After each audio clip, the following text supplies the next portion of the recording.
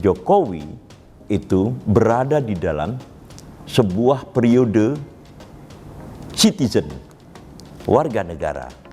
Sementara kemudian Kaisang itu telah lahir dan diayomi oleh apa yang kemudian disebut sebagai netizen.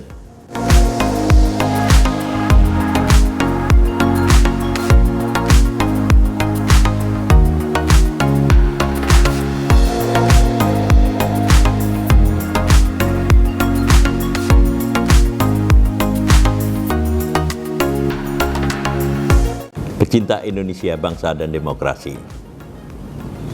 Apa perbedaan kemunculan Jokowi dibandingkan dengan Kaisang? Kaisang tentu yang kita maksud adalah putra dari Presiden Jokowi.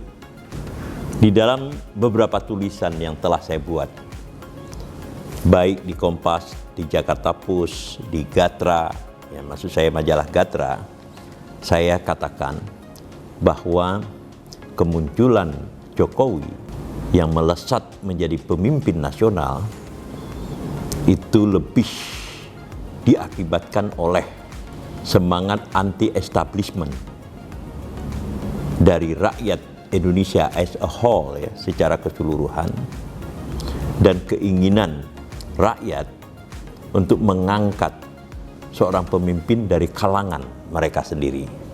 Karena itu sering saya katakan bahwa Jokowi itu adalah eksperimen politik rakyat untuk membangun kepemimpinan dari kalangan mereka sendiri, yaitu dari kalangan rakyat. Dan ini jelas terlihat jika kita ikuti proses kemunculan Jokowi yang dimulai menjadi wali kota Surakarta atau Solo, yang penampilannya itu sangat mirip dengan penampilan rakyat secara keseluruhan. Bukan saja pada gaya berpakaiannya, bukan saja kepada gaya hidupnya, bukan saja kepada bahasa yang berbagi di tengah masyarakat, yaitu bahasa Jawa, melainkan juga kalimat-kalimat yang meluncur dari mulut Presiden Jokowi itu sendiri, yaitu kalimat-kalimat yang sederhana yang secara langsung bisa dipahami oleh masyarakat, terutama masyarakat Jawa yang merupakan komposisi mayoritas dari penduduk Indonesia. Karena itu, sekali lagi saya katakan bahwa Jokowi itu adalah eksperimen politik rakyat, bahwa rakyat menginginkan munculnya seorang pemimpin dari kalangan mereka sendiri. Inilah yang kemudian saya perkenalkan dengan frasa pasca elit. Jokowi sebagai pemimpin pasca elit. Sebab kita tahu sejak dari Soekarno sampai kemudian dengan Susilo Bambang Yudhoyono, seluruh presiden Indonesia itu berasal dari kalangan elit. Dengan demikian, ada basis idealnya dari kemunculan Jokowi ke panggung politik nasional, bahwa mereka menginginkan munculnya seorang tokoh yang secara budaya, yang secara tingkah laku mereka kenal. Yang saya maksud di sini dengan mereka itu adalah rakyat Indonesia secara keseluruhan. Nah, apa bedanya kemudian dengan Kaisang Pangarep? Bedanya adalah bahwa Kaisang itu adalah seorang anak elit. Jadi jika Jokowi adalah seorang anak dari orang biasa, Bahkan kalau kita lihat dari riwayat hidupnya, dan kemudian kita dengar cerita dari Presiden Jokowi sendiri bahwa keluarganya pernah kena gusur, maka itu menunjukkan bahwa Jokowi bukan saja berasal dari kalangan bawah, tetapi adalah juga kalangan yang tidak settle di dalam pemukiman. Jadi sangat rentan untuk digusur kiri kanan. Sampai kemudian Jokowi dan keluarganya itu hidup di pinggir kali. Ini sangat berbeda dengan Kaisang. Kaisang tentu saja lahir sebagai anak seorang pengusaha mebel, tetapi itu tidak lama karena kemudian ayahnya Jokowi menjadi wali kota Surakarta, lalu kemudian menjadi gubernur Jakarta, dan belum selesai masa abdinya sebagai gubernur Jakarta, Jokowi telah melesat menjadi Presiden Republik Indonesia. Jadi di dalam konteks ini, Kaisang itu lahir dari rahim yang secara struktural sangat berbeda dengan Jokowi itu sendiri.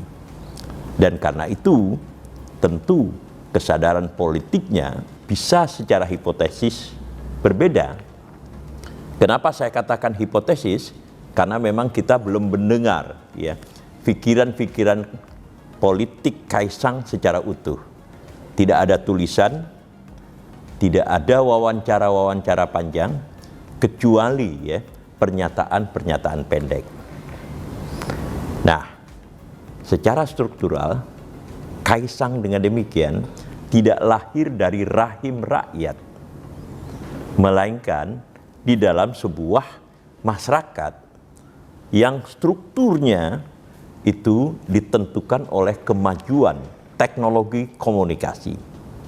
Kemajuan teknologi komunikasi yang kita sebut sebagai digitalisasi itu telah membentuk sebuah komunitas tersendiri yang sangat berbeda dengan komunitas yang dilihat dan mengayomi Jokowi di masa lalu.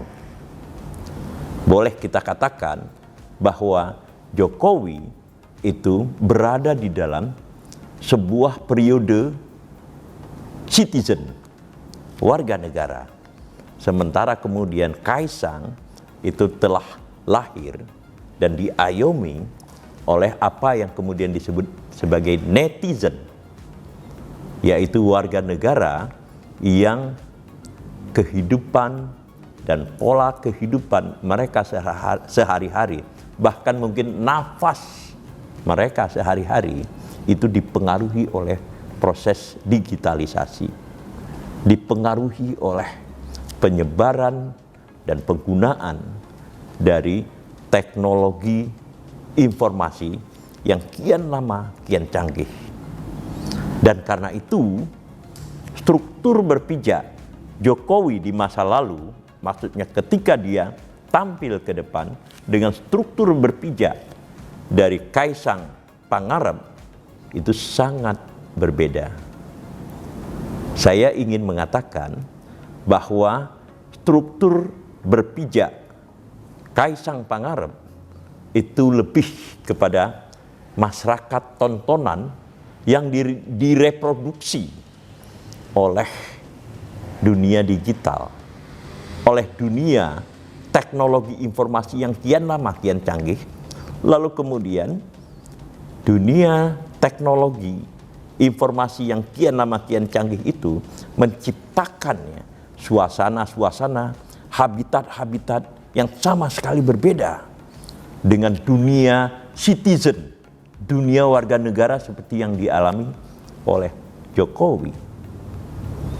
Karena itu, hayalan, imajinasi yang diproyeksikan oleh masyarakat atau komunitas politik yang mengayomi Kaisang dewasa ini, itu tidak mendasarkan diri pada citizen, pada warga negara yang real, tidak mendasarkan diri pada kepedihan-kepedihan rakyat seperti dialami oleh masyarakat Rempang, tidak mendasari diri kepada situasi citizen atau warga negara yang mengalami pahitnya ketimpangan pendapatan, yang mengalami pahitnya proses deindustrialisasi, yang mengalami pahitnya keharusan untuk melakukan migrasi dari pedesaan ke dunia perkotaan tanpa ada bekal pendidikan yang cukup, tanpa ada bekal kemampuan intelektual yang cukup, tanpa ada kemampuan teknikal untuk mengharungi kehidupan kota. Itulah kehidupan dari citizen atau warga negara yang secara diametral sangat berbeda dengan kehidupan netizen, yaitu warga negara yang pola kehidupannya, imajinasi mereka telah diinterupsi atau diintervensi oleh dunia digital yang kemudian seperti kata Hudori itu seperti simulakra. Apa itu simulakra? Yaitu tiruan di atas tiruan. Biasanya tokoh-tokoh yang muncul di dalam dunia simulakra itu adalah para artis. Para artis yang memberikan pandangan-pandangan bersifat artificial, dan termasuk mereka yang bergerak dan dibesarkan oleh dunia digital itu berada di dalam sebuah dunia yang bersifat artificial, di mana keperihan yang real yang dialami oleh citizen atau warga negara itu tidak bisa mereka rasakan seperti apa yang dialami oleh masyarakat Rempang baru-baru ini. Analisa berikut ini diinspirasi oleh pernyataan Ahmad Rifki, salah satu anggota kolom Fakhri Ali, tentang perbedaan antara citizen warga negara dengan netizen warga negara yang telah melek digital. Lalu kemudian dunia masyarakat yang dipengaruhi oleh alam digital itu, saya peroleh insight-nya dari percakapan pribadi dengan Indah Permatasari. Inilah perbedaan sumber tumbuhnya Jokowi sebagai pemimpin nasional pada masa lalu dengan Kaisang Pangarep pada masa kini. Walaupun yang terakhir ini adalah putra dari Presiden Jokowi sendiri.